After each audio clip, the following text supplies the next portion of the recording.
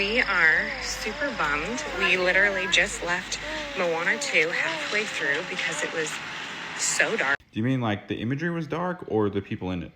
Do not recommend for, any children, to be honest, especially if you are a Christian and your child. This makes absolutely no sense.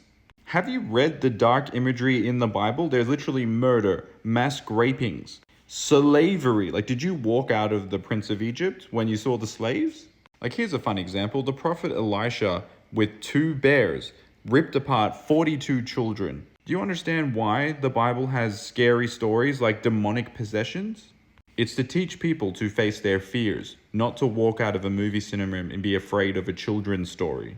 That's literally the plot of every Disney film. There's going to be scary stuff, there's going to be terrible obstacles, and then the heroes overcome those obstacles.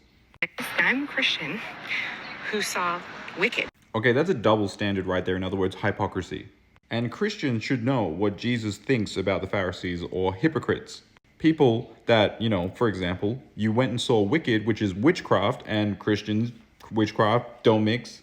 Not only are you teaching your child to be afraid and instead of facing their fears and overcoming obstacles to run and leave the cinema, which is the opposite of faith, which is the opposite of being a Christian, which is the opposite of you and your own beliefs.